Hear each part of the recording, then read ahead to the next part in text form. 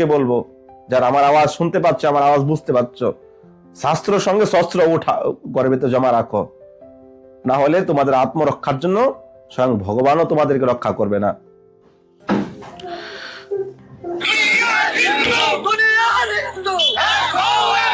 হামলা হয়েছে, এসব নাটকবাজি তারা বন্ধ কর, ঠিক আছে? তোদের অধপতনের দিন আসছে, ঠিক আছে? পাকিস্তান যেরকম আজকে ভুগছে, হ্যাঁ, সময় আছে। হিন্দুদেরকে একটা কথাই বলবো, খালি ধর্ম প্রচার করলে হবে না। প্রত্যেকটা ধর্মগুরুদেরকে আমি বলছি, খালি ধর্মের নামে খালি নিজেদের পেট পাললে হবে না, ধর্মের রক্ষা করতে হবে। সময় এসেছে এখন। হিন্দু সনাতনী ইউটিউব চ্যানেল, তো আমি সকল সনাতনী বন্ধুদেরকে বলবো, সবাই তোমরা জাগো হিন্দু সনাতনী ইউটিউব চ্যানেলে আসো। কেননা এই চ্যানেলে আমি বেশি আওয়াজ উঠাতে পারছি না, এখানে টেকনিক্যাল ইস্যু বেশি হচ্ছে, কারণ এটা ধার্মিক ভিডিও ছাড়া হয়, তো এই জন্য সবকিছু আমি দেখাতে পারি না। তো আমি সবাইকে আমি রিকোয়েস্ট করব, জাগো হিন্দু সনাতনী ইউটিউব চ্যানেল রয়েছে, প্রত্যেকটা সনাতনের কাছে রিকোয়েস্ট হলো এই চ্যানেলে সবাই আসো। নাম আমি লিখে দিয়েছি, আমি ডিসক্রিপশনে লিঙ্ক দিয়ে দিব, অবশ্যই তোমরা আসবে। কালকে ভিডিওতে সেরকম অনেকেই সুন্দর সুন্দর কমেন্ট করে সাপোর্ট করেছে। তো আমি নাটক দেখেছি, কিন্তু বাংলাদেশি জিহাদিদের মতো নাটক আমি কোথাও দেখিনি। হিন্দুদের জন্য বলার মতো কেউ নেই। হিন্দু যদি মরে, তাহলে সমস্ত দল, সমস্ত পার্টি চুপ থাকবে। হিন্দুদের জন্য বলার মতো কেউ নেই। হিন্দু হলো অসহায়। হিন্দুদের অসহায়ের কারণ হলো আমাদের সমাজ। আমাদের সমাজে আজকে যেভাবে হিংসা নিন্দাতে মানুষ ডুবে আছে, কে ব্রাহ্মণ, কে ক্ষত্রিয়, কে বৈশ্য, কে দাস, কে ঘুষ, সে আমরা জাত পাতে পড়ে আছি। যদি কোনো ব্রাহ্মণকে কেউ অত্যাচার করে, তো পাশের বাড়ির ক্ষত্রিয়রা চুপ থাকবে, ঘুষরা চুপ থাকবে, ঘুষকে কিছু করলে, দাসকে কিছু করলে ব্রাহ্মণ চুপ থাকবে। এই যে আমরা যে মানে বেটে আছি, মানে আলাদা আলাদা হয়ে আছি, তো এই জন্য আমাদের আজকে দুর্দশা। তো আমি কালকে দেখেছি যে বাংলাদেশে আমাদের দীপু ভাই, আমাদের সনাতনী হিন্দু দীপু ভাই, দীপু দাসকে যেভাবে জিহাদিরা তারা মেরে তারা জ্বালিয়ে দিয়েছে, কিন্তু ওখানকার মৌলবাদীরা এই যে কাণ্ডগুলা করছে, কিন্তু কে আওয়াজ উঠাবে? আমি কিছু হিন্দু যারা হিন্দু মহাজোটের লোক রয়েছে, তারা মুখের মধ্যে কালো পট্টি বেঁধে তারা প্রতিবাদ করছে, কালো পট্টি বেঁধে মুখে প্রতিবাদ করছে। মূর্খ হিন্দুরা বোঝে না যে যেভাবে তারা তাদেরকে মেরেছে সেভাবে আমাদের করতে হবে, তাহলে হিন্দুরা বেঁচে থাকবে। আজকে আমাদের হিন্দু সমাজ এইভাবে কেন ডুবে আছে? কেননা আমরা মানবতাশীল না। ওকে মেরেছে, তার বিচার হবে, এই হবে, সে হবে, কোনো বিচার হবে না। তারপরে কি নাটক হয়েছে আপনাদেরকে বলছি, আপনাদেরকে আমি দেখাচ্ছি। ওখানে কিছু বাংলাদেশি জিহাদিরা যে মেরেছে, ওখানকার পুলিশ তাদেরকে ধরেছে। কমসে কম 2-3 হাজার জিহাদি ছিল, মাত্র 7 জনকে ধরেছে। আপনাদের দেখাচ্ছি। সরাসরি কাউকে ইয়ে করা হলে আমরা ভিডিও ফুটেজ দেখে কিন্তু এদেরকে অ্যারেস্ট করেছি। দেখেন অভিযোগে শ্রমিককে পিটিয়ে হত্যা, র্যাব 14 ময়মনসিংহ কর্তৃক 7 জনকে গ্রেপ্তার। অজ্ঞাতনামা উত্তেজিত জনতা বিক্ষোভের বিরুদ্ধে হযরত মুহাম্মদ সাল্লাল্লাহু আলাইহি সাল্লাম ও ধর্ম নিয়ে কটূক্তির অভিযোগে নিয়ে গত 18 ফ্যাক্টরি হতে জোরপূর্বক বাইর করে দাঙ্গা সৃষ্টির মাধ্যমে দেশীয় অস্ত্র দিয়ে আঘাত সহ কিল ঘুষি দিয়ে পিটিয়ে তাকে হত্যা করে ব্যবস্থা রয়েছে। ফ্যাক্টরি কর্তৃপক্ষের ফ্লোর ইনচার্জ এবং ওখানকার ম্যানেজারকে আমি অ্যারেস্ট করেছি, কারণ ঘটনা সূত্রপাত 4টা। দেখুন কি অবস্থা।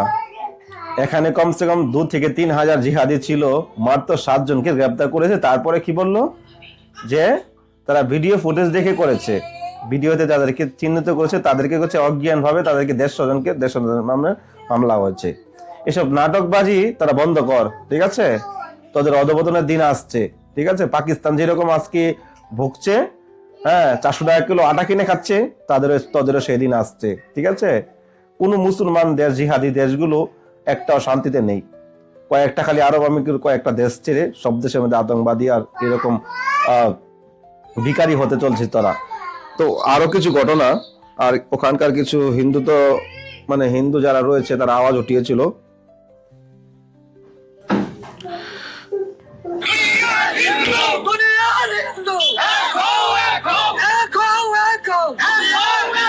আমার ভাই বাংলা কেন আমার বাড়ি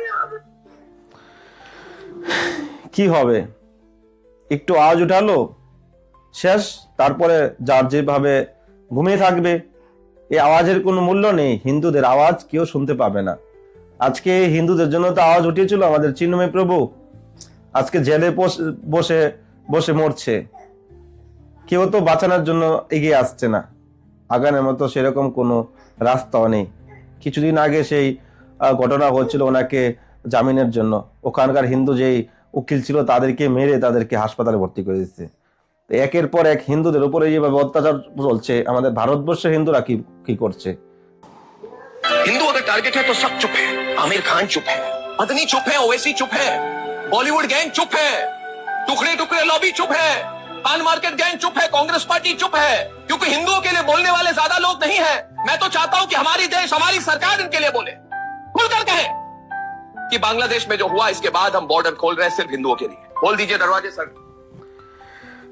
আজকে আমাদের ভারতে কিছু নিউজওয়ালা আছে যারা হিন্দুত্ববাদী নিয়ে কাজ করছে, হিন্দুদের সাপোর্ট করছে, আর কিছু থার্ড পার্টি কিছু নিউজওয়ালা আছে যারা হিন্দুর বিরোধিতা করছে ভিউজের জন্য, হ্যাঁ, সেলিব্রিটির জন্য।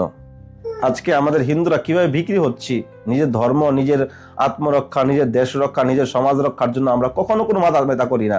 যেভাবে আমরা আজকে 500 বছর ধরে আমরা যেভাবে প্রতারিত হয়ে আসছি, আমাদের হিন্দু সমাজে যেভাবে মার খেয়ে আসছে, তাদেরকে নির্যাতন চালাচ্ছে, আজকে বলনেওয়ালা কেউ নেই, হিন্দুদের জন্য বলনেওয়ালা কেউ নেই। হিন্দু মরবে তো ঘর সবাই চুপ, আর যদি অন্য জাতিদের উপরে কিছু হবে তাহলে রাস্তার মধ্যে তারা দল বেঁধে তারা প্রতিবাদ করা শুরু করবে। এজন্য সময় আছে, হিন্দুদেরকে একটা কথাই বলবো, খালি ধর্ম প্রচার করলে হবে না। প্রত্যেকটা ধর্মগুরুদেরকে আমি বলছি, খালি ধর্মের নামে খালি নিজেদের পেট পাললে হবে না, ধর্মের রক্ষা করতে হবে। সময় এসেছে এখন, সময় এসেছে এখন, আর চুপ থাকা যাবে না। কালকে একজন আমাকে কমেন্ট করেছিল, হয়তো কলকাতারই হবে, বলছে আপনি এত এত কেন বলছেন? হ্যাঁ, এখানে হিন্দুরা ভালো আছে, পশ্চিমবাংলার হিন্দুরা ভালো আছে, এখানে কিন্তু হিন্দুদের অসুবিধা নেই, ওখানে ঠিক আছে। আমি এইসব কুলাঙ্গার হিন্দুদেরকে বলবো, যখন হরগোবিন্দ তার ছেলে তাদেরকে যখন মেরেছিল জিহাদিরা, তো তোমার মুখটা তখন কোথায় ছিল? এই যে একটা নার্স দিদি, তাকে যে দর্শন করে মারা হয়েছিল কলকাতার বুকে, তো তোমার মুখটা কোথায় ছিল? তারপরে তো একের পর এক ঘটনা ঘটেই আসছে, তোমার মুখটা ছিল কোথায়? এজন্য পশ্চিমবাংলা এবং বাংলাদেশ, আমি দুইটাকে একই বলবো, কেননা যেভাবে বাংলাদেশে যে হিন্দুরা নির্যাতন হচ্ছে, সেভাবে পশ্চিমবাংলায় হিন্দুরা নির্যাতন হচ্ছে। এজন্য সময় আছে, হিন্দুরা সংঘবদ্ধ হও, প্রতিবাদ করো, আওয়াজ উঠাও, শাস্ত্র পড়তে হবে, শস্ত্র উঠাতে হবে। আমি তো বলবো, একটা যেরকম শাস্ত্র কিনেছো ঘরের ভিতরে, শস্ত্র কিনে জমা করো। বড় বড় বিল্ডিং করার দরকার নেই, এখন ঘর সাজানোর দরকার নেই, শস্ত্র বানাও, শাস্ত্র পড়ো, শস্ত্র ঘরের ভিতরে জমা করো। না হলে যখন তোমার উপর অ্যাটাক করে, তুমি কি দিয়ে তোমার নিজের আত্মরক্ষা করবে? আমি প্রত্যেকটা সনাতনী হিন্দুদেরকে বলবো, যারা আমার আওয়াজ শুনতে পাচ্ছ, আমার আওয়াজ বুঝতে পারছো, শাস্ত্রের সঙ্গে শস্ত্র উঠা ঘরের ভিতরে জমা রাখো, না হলে তোমাদের আত্মরক্ষার জন্য স্বয়ং ভগবানও তোমাদেরকে রক্ষা করবে না। একের পর এক হিন্দু হিন্দু বলে তাকে মেরেছে, দীপু দাসকে হিন্দু বলে মেরেছে। সে কোনো নবীজির নামে, কোনো কিছুর নামে সে কিছু বলেনি, সে কোনো কটূক্তি করেনি। ওখানে ও পুলিশের কাছে গিয়েছিল বাঁচার জন্য, পুলিশ তাকে উঠিয়ে দিয়েছে। আর এখন নমুনা নাটক দেখানো, তার লোক দেখানো, তারা ধরছে 7 জনকে ধরে গ্রেপ্তার করে, বলছে আমরা 7 জনকে ধরেছি, কালকে ধরেছে, 2 দিন পরে ওদেরকে ছেড়ে দিবে। কোনো বিচার হবে না, কেননা মুসলমান সব এক, পুলিশে থাকুক, সরকারে থাকুক, আর নিচে রিক্সাওয়ালা চালাক, মুসলমান সব এক। হিন্দুদেরকে শিক্ষা নেওয়া উচিত তাদের থেকে। হিন্দুদের একত্রিত যদি না হয়, একতা যদি না থাকে, তাহলে এই দেখো অবস্থা দেখো। এই জন্য হিন্দুদেরকে বলবো, শাস্ত্র যেরকম পড়ো, শস্ত্র জমা রাখো ঘরের ভিতরে, না হলে অস্তিত্ব হারাবে, সব হারাবে, ধর্ম বাঁচবে না, সমাজও বাঁচবে না, তোমার বাড়ির ঘরটাও যখন দখল করবে তখন তুমি যাবে কোথায়? আজকে বাংলাদেশ থেকে হিন্দুরা পালিয়ে চলে আসলো ভারতে, ভারতে যখন আক্রমণ শুরু হচ্ছে কলকাতায়, তো তুমি কোথায় যাবে? তুমি মুম্বাই আসবে, তুমি দিল্লি আসবে, দিল্লি যখন হবে তখন যাবে কোথায়? এই জন্য প্রত্যেকটা আমি সনাতনী হিন্দুদেরকে বলছি, যারা আমার আওয়াজ শুনতে পাচ্ছ, আমার আওয়াজ বুঝতে পারছ, ভিডিওটা বেশি বেশি করে শেয়ার করো, লক্ষ লক্ষ হিন্দুদের কাছে পৌঁছিয়ে দাও। সময় এসেছে শাস্ত্রের সঙ্গে শস্ত্র উঠানোর, সময় এসেছে শাস্ত্র যেরকম ঘরে জমা রাখি সেরকম শস্ত্র ঘরে রাখতে হবে, না হলে অস্তিত্ব হারানোর জন্য রেডি হও। আজকে 1400 বছর ধরে যেভাবে তারা জিহাদিরা আক্রমণ করছে, তারা মার দৌড়ের মাধ্যমে তারা আজকে তারা ধর্মটা টিকিয়ে রাখছে। জোর জবরদস্তির মাঝে জুলুম করে তারা হিন্দুদেরকে মুসলমান বানাচ্ছে। আজকে বাংলাদেশে যত মুসলমান রয়েছে সবগুলো কনভার্ট, তারা পূর্বপুরুষের হিন্দু ছিল, কটা আগে ছিল, ওখানে তো সব হিন্দুই ছিল। ভগবান রামচন্দ্রের দেশ পুরো ভারতবর্ষ কম বড় ছিল, সীতাকুণ্ড, ভগবান রামচন্দ্র, আমাদের ভগবানের এই সমাজ দেশ রয়েছে। আর আজকে ওরা জিহাদিরা তুলপাল করছে। আমি বেশি আওয়াজ হয়তো আমার শুনবে না, আমার আওয়াজটা বেশি লোক, কিন্তু আমি আমার কথা আমি বলতে যাচ্ছি। যারা বাঙালি রয়েছে তারা তো আওয়াজ শুনতে পাচ্ছ, বুঝতে পারছো। আমি নর্মঙ্গল ভাবে হিন্দি ভাবে বলছি না, হিন্দিতে অনেক লোক প্রচার করছে, বাঙালিদেরকে জাগাতে হবে, কেন বাঙালিরা সব থেকে বেশি মার খায়। তো আমি একটা কথাই বলবো, জেগে উঠো, সময় আছে, না হলে অস্তিত্ব হারানোর জন্য তোমরা রেডি হও। আজকে 500,000 বছর ধরে আমরা যেভাবে প্রতারিত হচ্ছি, সেভাবে আমাদের এখন আবার দিন এসে গেছে, আবার একটা মহাভারত হতে চলেছে। তোমরা শাস্ত্রের সঙ্গে শস্ত্র পরে রাখো, না হলে হারাবে অস্তিত্ব। তো আমি ভিডিওটা 2টা চ্যানেলে ছাড়বো, আকাশ বৃন্দাবন ব্লগ ইউটিউব চ্যানেলে ছাড়বো, আমার যে আরেকটা হিন্দুত্ববাদী চ্যানেল রয়েছে জাগো হিন্দু সনাতনী ইউটিউব চ্যানেল। প্রত্যেকটা কাটটা সনাতনীদেরকে রিকোয়েস্ট করছি ওই চ্যানেলে যাও, ওটাতে আমি আওয়াজ উঠাবো, আরো একটু ভালোভাবে বলবো। হ্যাঁ, বেশি ওয়ার্ডগুলো আমি এটাতে উচ্চারণ করতে পারছি না, কারণ এটাতে কপিরাইটের ইস্যু আছে। আমি ওই চ্যানেলে আমি প্রপারলি আরো ভিডিও বানানোর চেষ্টা করবো। জাগো হিন্দু সনাতনী ইউটিউব চ্যানেল, সবাই যাও এই চ্যানেলে। আমি এটাতে বানানো বন্ধ করবো, ওটাতে আমি করবার কি, ওটাতে যখন লোক দেখা শুরু করবে। জয় শ্রীরাম, ভারত মাতা কি জয়। ভালো লাগলে চ্যানেলটা সাবস্ক্রাইব করে রাখবে, আর জাগো হিন্দু সনাতনী ইউটিউব চ্যানেলটা সবাই সাবস্ক্রাইব করে পাশে থাকবে, সাপোর্ট করবে, আরো সুন্দর সুন্দর ভাবে বলার চেষ্টা করব। জাগো, সময় আছে, না হলে অস্তিত্ব হারাও। জয় শ্রীরাম, ভারত মাতা কি জয়। রাধে রাধে।